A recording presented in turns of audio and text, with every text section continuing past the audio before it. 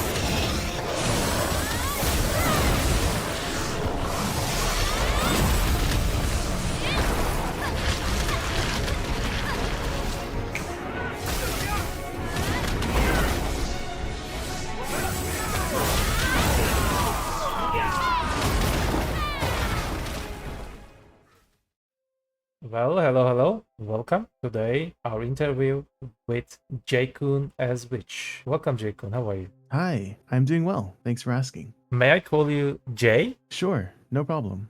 Jay, may you please introduce yourself? Who is Jaycoon? My name is Jaycoon, and I've been playing BDO for 4 years on the North American servers. How many years have you been playing your class? Is this your first class? Are there any other classes that you started the game with or tried?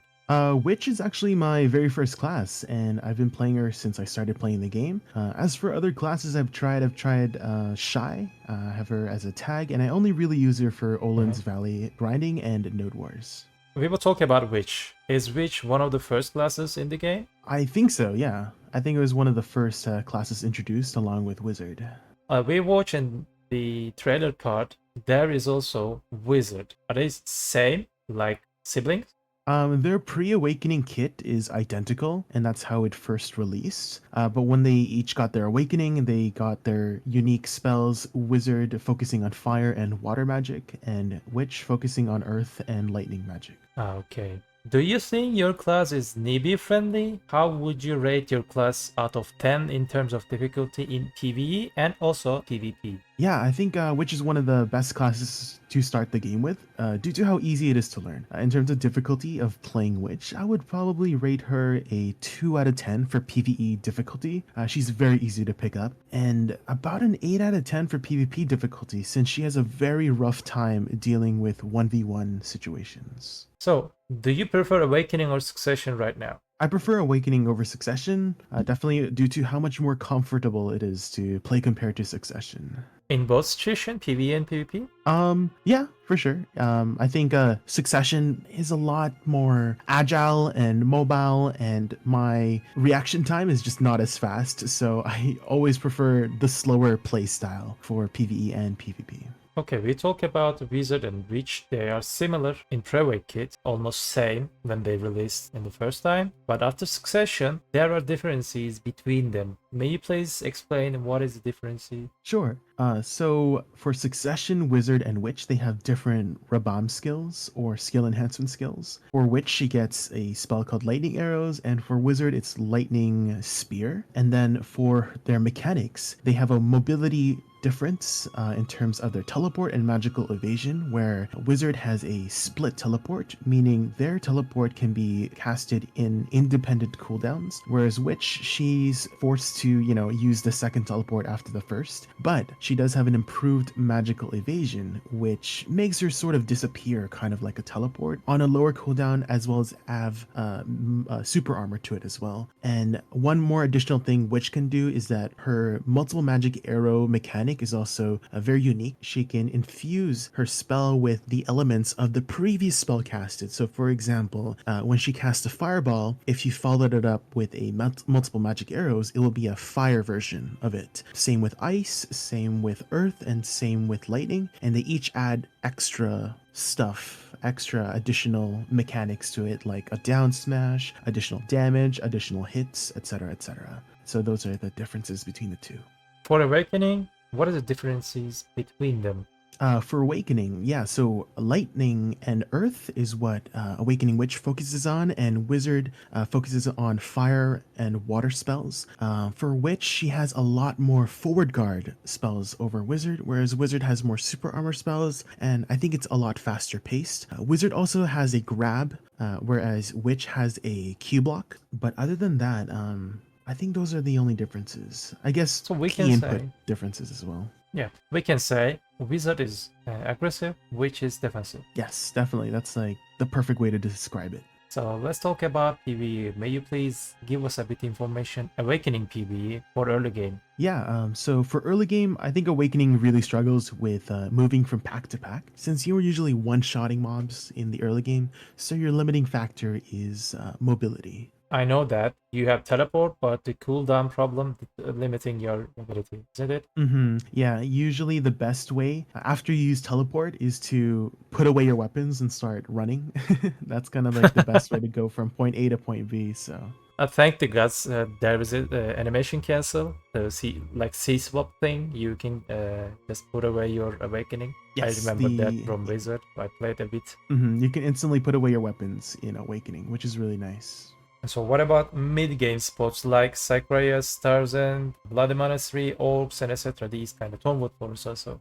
I think these spots, this is where probably Awakening Witch shines the most, since you don't have to run as much and you are pulling huge packs of mobs and you have amazing AoE to mow them all down. So what about end game spots? Most of people wonder this situation. Typhon, Olun, Texas Sanctuary, Troll, these kind of hard spots. And also we can talk about Crypt. Sure, so when you get to the end game spots, like Olin's Valley, Crypt, this is kind of when her clear speed falls off, since our DPS is on the lower end compared to other classes. But I will say that she has the most comfortable time grinding those spots, since you have infinite PvE iframes, you have on-demand heals, you have a taunt orb, and you have endless forward guards to keep you safe. So you're kind of trading off clear speed for comfortability and survivability. Is she Rebel in a PvE? Yeah, so because you have magical evasion, so magical evasion, if you weren't aware, it's also not listed in the description, which I feel like that's really important to tell players that magical evasion is a PvE iframe. You can just spam that and it takes like 3 stamina. You can infinitely spam it and that will allow you to get your forward guard back if you are ever in danger and your forward guard's low, which you shouldn't really run out of stamina when you're spamming it.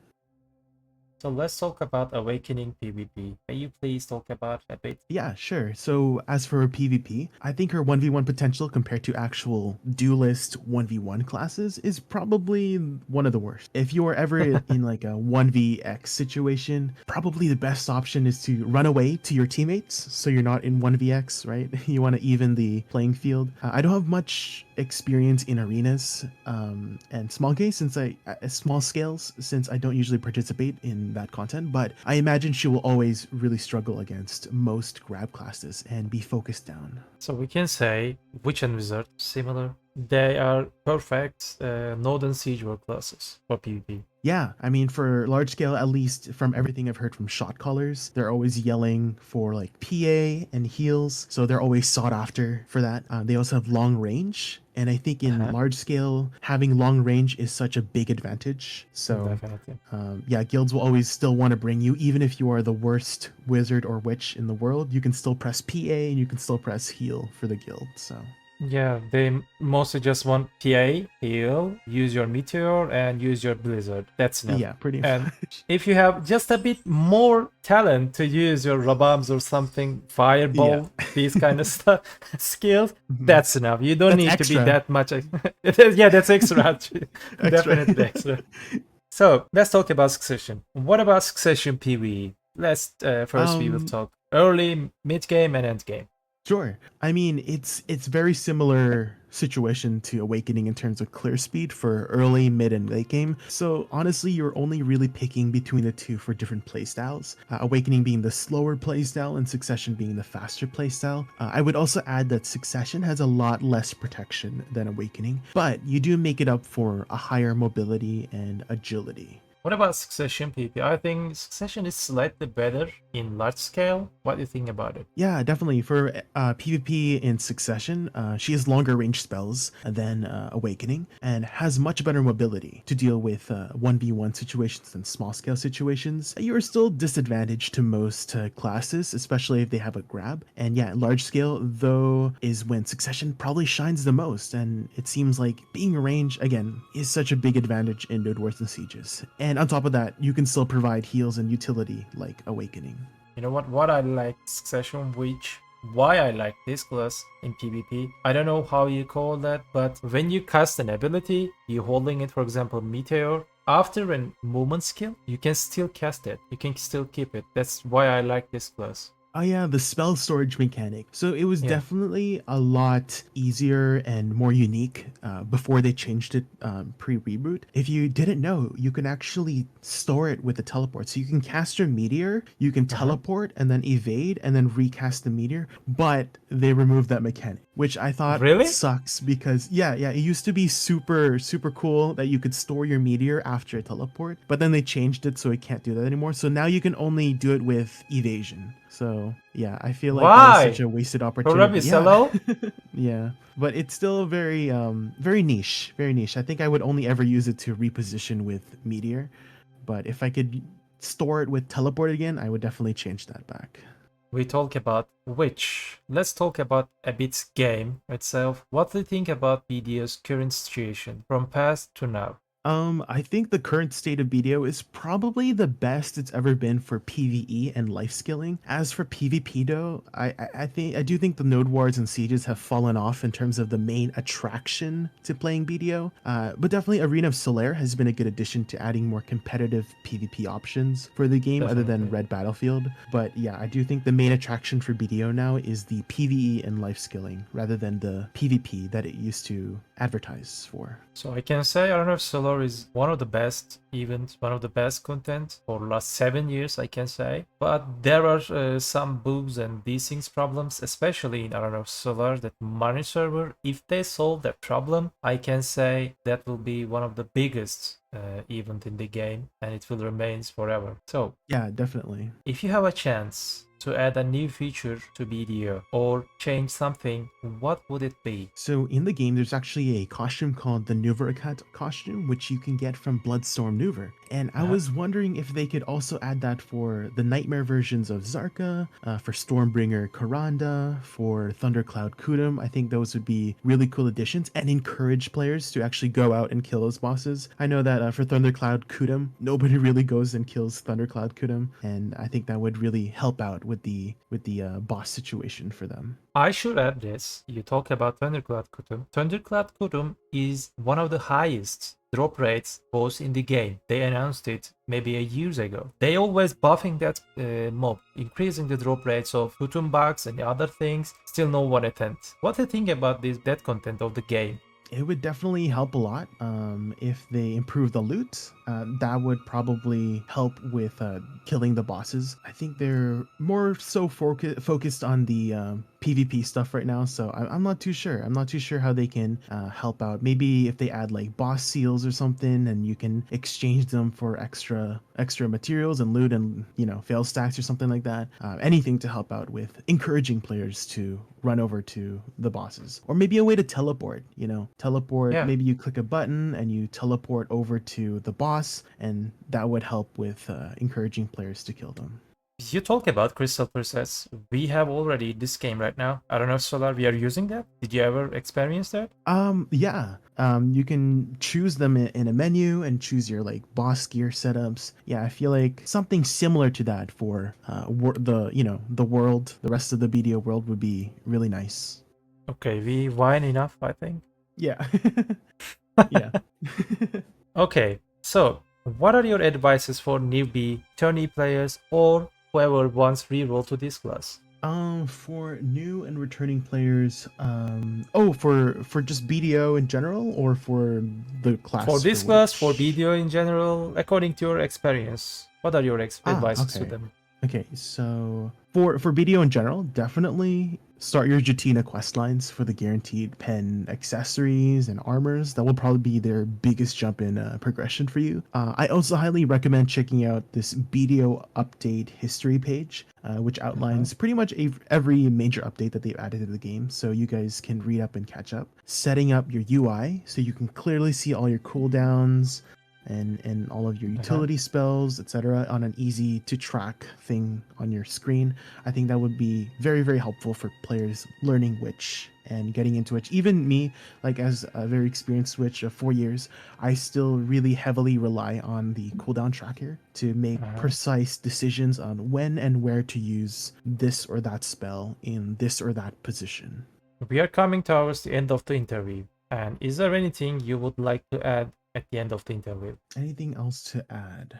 Oh, I wanted to discuss about burnout of the game because I think a lot of players experience burnout of BDO. So I Mm-hmm. really would advise tailoring what you do in the game based on the current game events. So if there's a drop rate event, that would be the best time to grind. If there's a life skill event, go out and butcher some meat, cook some food, do some alchemy. If there's a fishing event, go set up your auto fishing. Take a break from BDO, go play some other games, or go outside and touch the grass. But I think constantly changing up your routine for BDO will definitely help significantly reduce burnout in the long run. I definitely And agree with you. yeah, lastly, thank you for setting up these interviews. I think this type of content will be very useful for new and returning players, and it's always a good thing that we're creating content for the game so that it can grow and succeed.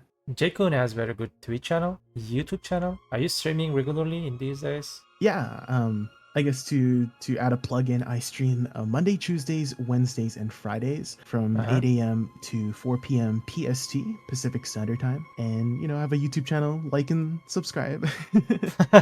I can say please go click that subscribe, turn on the notification bell on the channel of Jaycoon. And also he is sharing a short videos on the YouTube, and that short videos provides you tips and tricks about video. Yeah, so like my idea with the shorts was to because a lot of new players are coming into BDO, and so Uh-huh. just having those tips, like if for experienced BDO players they might already know, but for new players I think it would be super useful. So I'm working on adding more tips and tricks videos for that. Thanks for all these contents you introduce us. So I want to say big thanks to you. You did accept my invitation for this interview. Thank you so much. Yeah, and thank you for again setting up these interviews. You have some other BDO content creators you'll interview, and I think that would be a very good introduction for new players learning the different classes of BDO. Alright then, guys. I hope you guys like this content. Do not forget, video is just a game. Have a nice game.